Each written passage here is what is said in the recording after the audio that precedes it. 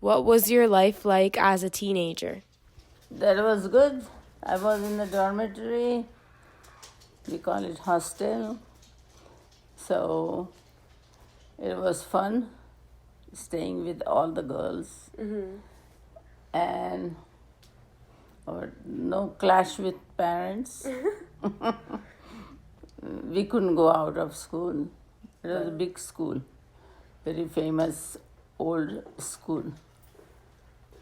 But it was fun to be with your friends all the time. All three of us went to hostel because we didn't have school after 7th grade in our town. The town grew. They built us every year. They added one class. So when I left, they added 8th grade, but I didn't want to stay there. I wanted to go to hostel because my other two sisters were there. So I wanted to go over there. That was more fun. Till we had it till 11th. That was a high school graduation. We didn't have the 12th grade. We stayed in school from 11 to 5. That was the school timing.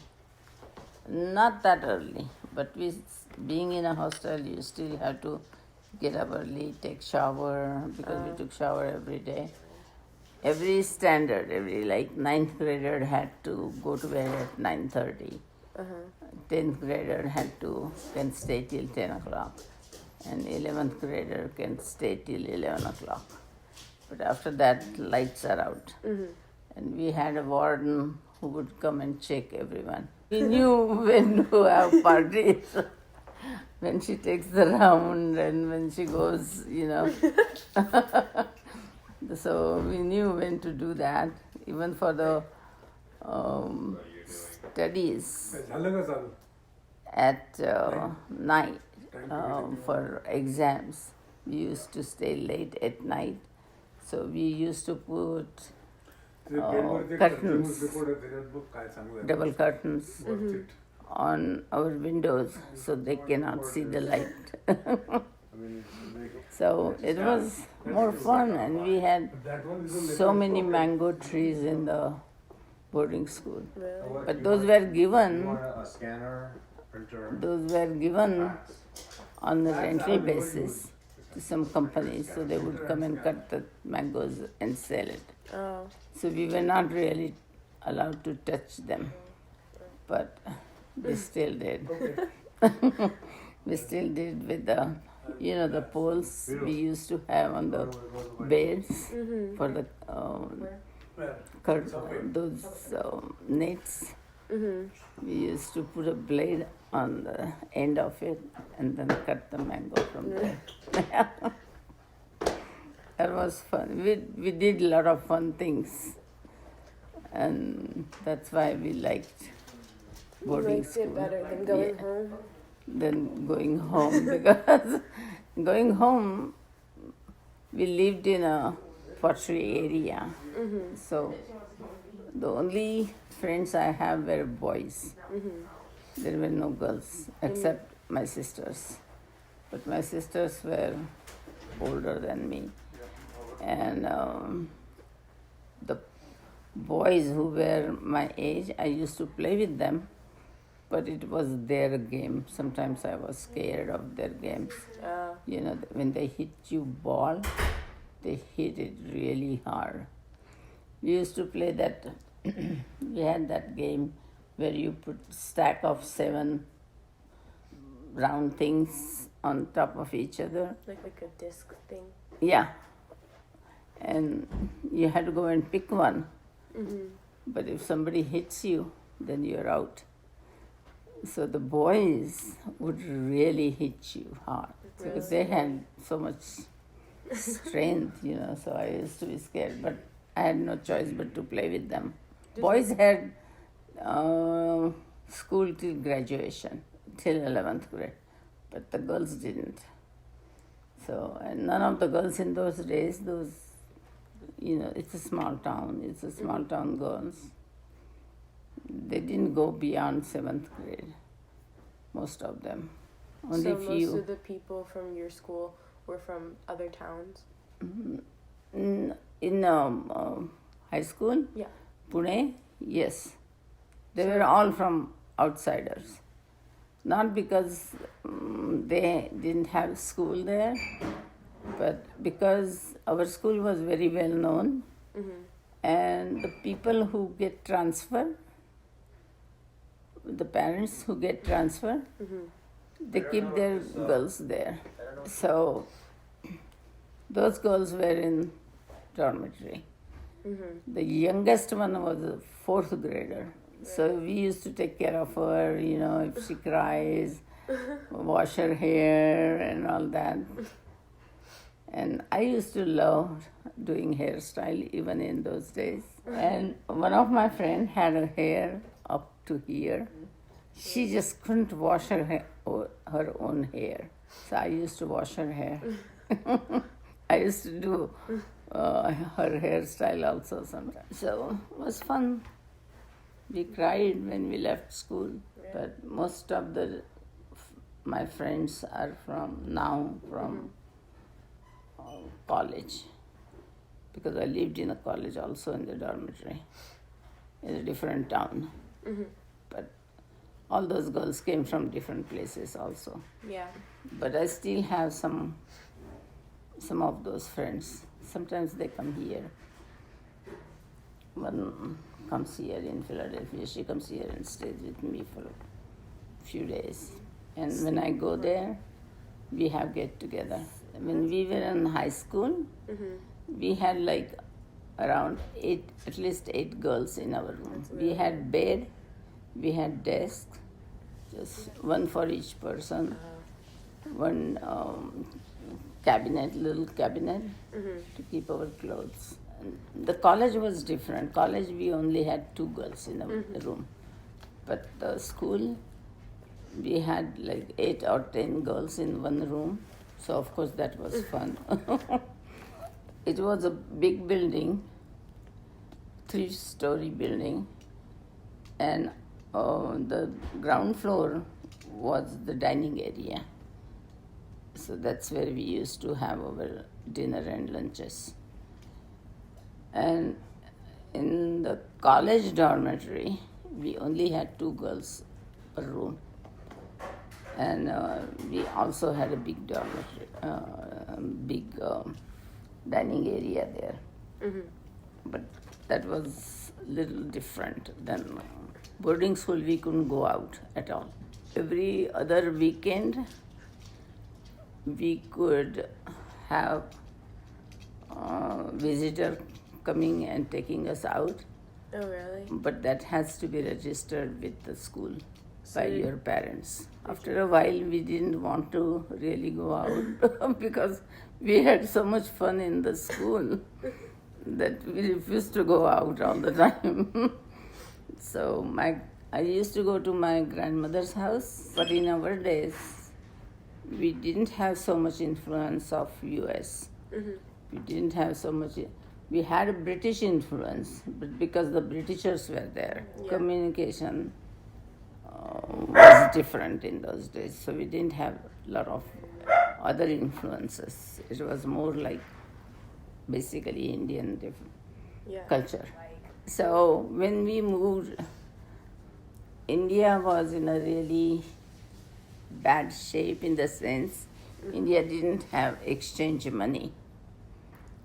They were short of exchange money. Yeah. So nobody could get out of the country. Really? Yeah, because they didn't have, you couldn't take the money out. And we decided that we were just married, and I had gone before marriage to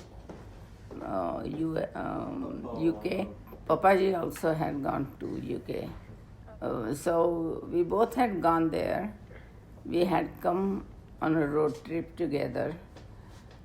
So after we got married, we decided that we want to go out again. We want to see the world. That was the whole basic idea of coming here.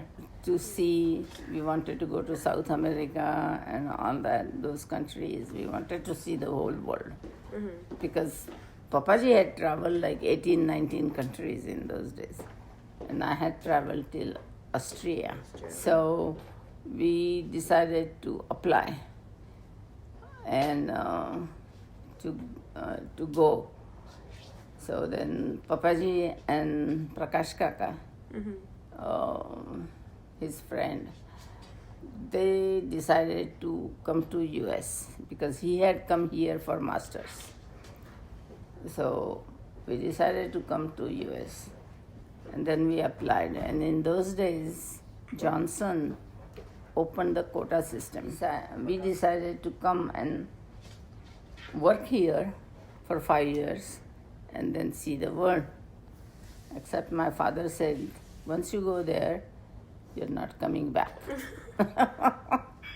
We said, no, after 5 years we will be back and this and that. So he said, okay, take my word, you're not coming back. We said, okay. So then we applied. Prakash Kaka got first. Then Papaji got in. And that's how we came to US. And for few years we kept saying, no, after 5 years we are going back, after 5 years. Our 5 years never ended. So we stayed here permanently. And my father had come here in 1945. For 6 months he was here for some study. So he had seen it, what US was even at that time. So that's how we ended up in US. So we ended up doing that at later age.